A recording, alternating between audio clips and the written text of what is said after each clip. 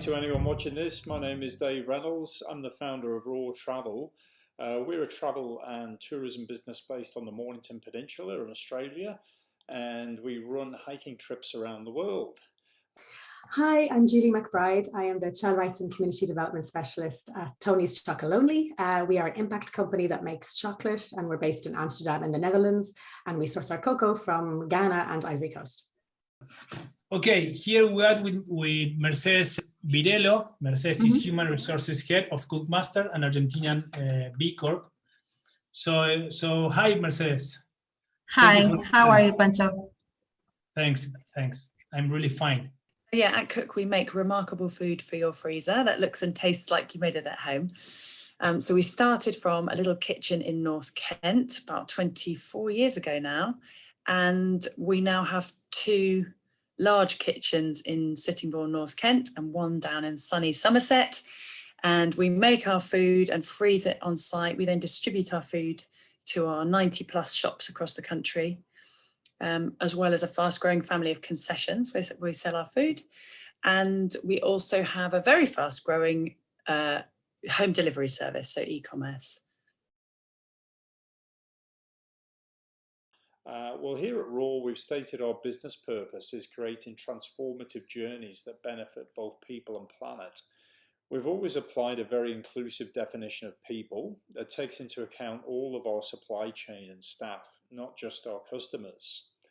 And one of the most important things for us is to be accountable for all of the impacts of our trips. If we're going to keep encouraging people to travel around the world, that's a pretty big impact that we need to own. As a walking tour operator, the core of our business is about people exploring the world on foot. And we're sending people to places that are away from overcrowded tourist spots and getting them out onto trails, into rural areas, national parks and villages. Consequently, we've always used small-scale local accommodation and suppliers. We stay away from big corporate-owned hotel chains and destination management companies intentionally. Where transfers are involved, for instance, we use local providers like a taxi or public transport, so that 100% of the money spent is staying in those local communities. And we build long-term relationships with them. That's very important to us.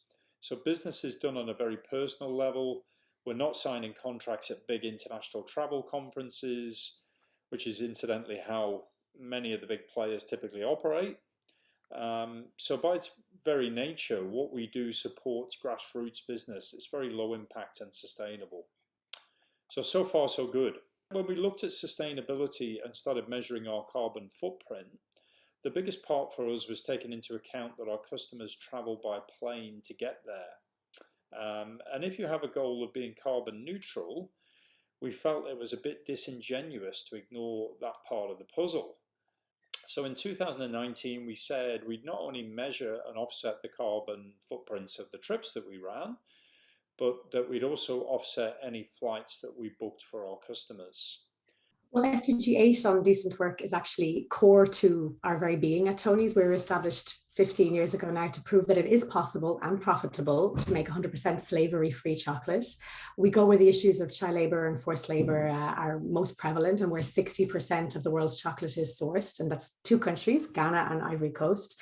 So we came into being to ensure decent work for farmers and their families in those countries. And we implement our work on SDG 8 and specifically SDG 8.7 on child labour and forced labour by implementing 5 key sourcing principles. So we make chocolate from fully traceable cocoa beans that we buy directly from cooperatives in Ghana and Ivory Coast. We pay a higher price for cocoa beans so the farmers can reach a living income and earn a decent living wage. We invest in long-term relationships with our cocoa farmers, and we train them to increase their efficiency, productivity, and to help them to organize themselves in well-functioning cooperatives. We want to take a holistic approach as well. Yes, well, ODS 8 doesn't work, and economic growth is a part of our sustainability strategy. We have focused on education as a means of the inclusion of people, especially those who are majority users of our service, people deprived of liberty. For them, we developed a gastronomy school that operates within 16 prisons of the penitentiary system of the province of Buenos Aires, so that the prisoners, upon release, can access a job within the industry. We also developed an education program that is completed with a logistics and distribution school, and another aim at training the meat industry. In addition, from the human resources management, we develop a program so that our collaborators can develop both professionally and personally. The program ranges from training courses, study scholarships, and microcredits to finance ventures to subsidize from home renovation and quality of life improvements, such as the purchase of electrical appliances or the construction and expansion of homes. In particular, things like equal pay, full employment, decent work, all really, really important to us. In particular, we do love job creation. And so one thing to talk about would be our Raw Talent Programme. We've been running our Raw Talent Programme for about 7 years at Cook. And this is our programme to support people with barriers to employment into work that is meaningful and sustainable, well paid and just good. So that would be anyone who's got a criminal conviction or who's been out of work because of an addiction, homelessness, mental health challenge, seeking refuge, care leaver, all kinds of reasons. We run the programme 3 times a year, normally with groups of 10 or 12 people. And we've tended to offer 8 jobs after each programme, which is lovely.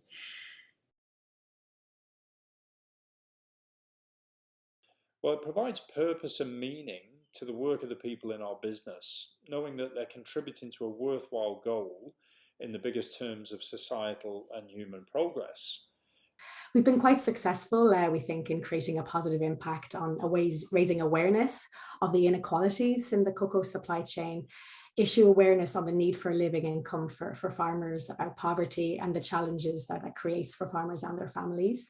Awareness of these issues in the cocoa supply chain and the chocolate industry as a whole is growing. Consumers are now more aware of the story that goes behind their chocolate bar and are able to wield that quite considerable consumer power for good. We also try to lead by example. So our supply chain is not close to us, it's open. We call it the open chain. And we invite all chocolate companies to join us to follow our model of sourcing income. Together we can buy beans together from the same cooperatives, ensure that those farmers are earning a decent wage. And then we can compete on the chocolate that comes out of those beans. And chocolate brands such as Chocolonely and Aldi in Europe have joined us, and more to follow. So we want to show that it is a model that is replicable and that is functioning and that is profitable, not just a niche chocolate brand, but something that is a model that can be used by all size companies that produce chocolate. And we believe that that is more than a contribution, not only for our company, but also a contribution to society. Transformation, a person who goes to being a cost to the state, to a person who work and who pay tax. That is, in my opinion, the greatest value that CookMaster can contribute with his social context. I think at Cook, well, like so many of us in the lovely B Corp community, we know that doing good business is about a lot more than just turning a profit. Obviously, turning a profit is hugely important and economic growth is foundational. But in terms of bringing in people from all walks of life, which we do via the Raw Talent Programme, this just makes us better. It makes us better as a business. It makes us better as people. We become nicer. We're better when we work together. We're better when we work with people from all walks of life and from different backgrounds. And it makes us better as a community. Well, we hope in the future to be able to consolidate our network and add more companies to hire people who come from a context of vulnerability. I always say this, it's not about the numbers, it's about the people. And if we can look at one person, look them in the eye and try to help them to recognise how brilliant they are and help them to become settled and happy at work and become brilliant, then the numbers will follow. Since starting the Raw Talent Programme about 7 years ago, we've had 113 people join Cook through the Raw Talent Programme, of whom 40 are currently with us. And the thing we hold ourselves accountable to is whether that person who joined Cook through Raw Talent is still in work a year after the support. And we're really proud of it, and everybody should be proud of this kind of thing. We want to encourage other companies to have a go, because it's great. It's hard work, it's an investment, but the returns are fantastic and so worth it.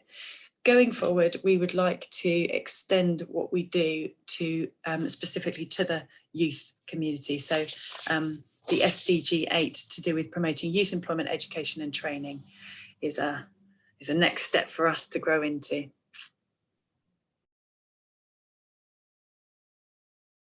The main long-term challenge in tourism and travel, and it really is this sustainability and accountability. So we now need to move away from the obsessive focus on profits and growth, and instead think of ourselves as being stewards for the places that we visit, not just to exploit them for our own short-term benefit.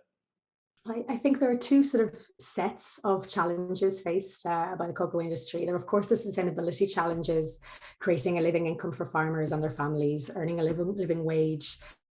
Child and forced labour, deforestation is a major issue faced by the sector.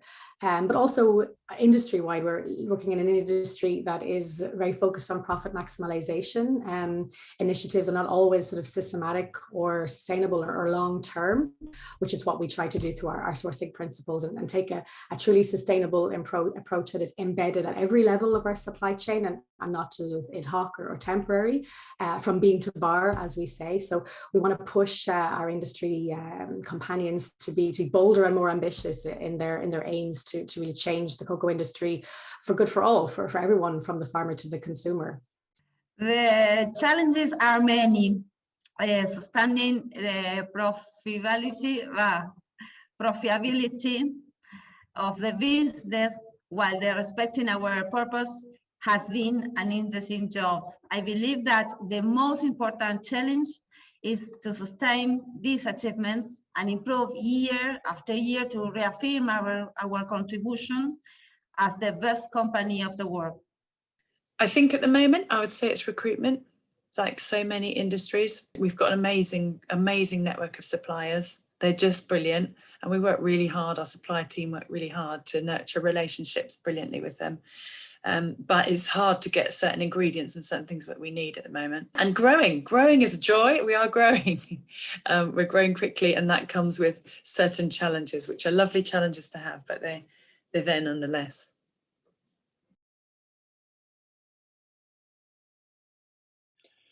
We need to be genuinely concerned to limit our impacts and conserve the places we visit for future generations to enjoy them as we found them. My advice to other companies looking to address the SDG is that there is great opportunity in aligning with these goals, as that's what a growing segment of your customers will expect and demand from you. Sustainable tourism has a critical role in terms of supporting local job creation and inclusive opportunities. It can generate sustainable livelihoods at a grassroots level. We all can help protect natural and cultural heritage and conserve biodiversity by placing real value on the environment and the cultures and the species that live within the places that we're visiting. By doing so, we also improve human well-being in the process. So I hope you can agree and join us in progressing these very worthwhile SDG goals. Thank you. Our advice to companies would be, to be bolder and be more ambitious, to really try to do eye-level business with our sourcing partners, with our farmers, with our cooperatives, to pay a living wage. Like, poverty is a cyclical issue that will never be addressed unless it's paid to farmers for their cocoa beans. The bars that we enjoy on the shelf, like, it comes from the farmers in West Africa. 60% of our cocoa, of our chocolate in the world, comes from West Africa. And for companies to address SDG 8, they need to look beyond their own company, look at the entire supply chain, and try to do that important eye-level business with their partners, and to work on traceability in cocoa. That's incredibly important, to see where the beans are coming from, make sure that we're paying the right price to farmers, to cooperatives, a high price to get them out of poverty and earn a living wage, and to work long term as well. Annual contracts may work in some industries and may work in different regions, but we want to be able to allow farmers and their families of the cooperatives to plan and to look ahead, and long-term investment is really core to that. And we want to also help our farmers to increase their yields, their productivity, and to grow more every year, and to help them to better organize and make the cooperative as effective as it possibly can. We believe in the power in numbers of farmers coming together in cooperatives. So I think the industry can support that. It can support that kind of movement building and support the sort of collectivism in the agricultural sector as a whole, specifically in cocoa. Well, mainly not to get away from your business. Let them think about how to approach this objective of sustainable development together with their collaborators and their community, without forgetting their clients and suppliers. And finally, don't be disappointed if things don't go well at first. The way is continue learning. You always are learning in this way. Advice to other companies is always have a go, give it a go. Even if it's with one person who has a barrier to employment, or one young person who needs a bit of extra support.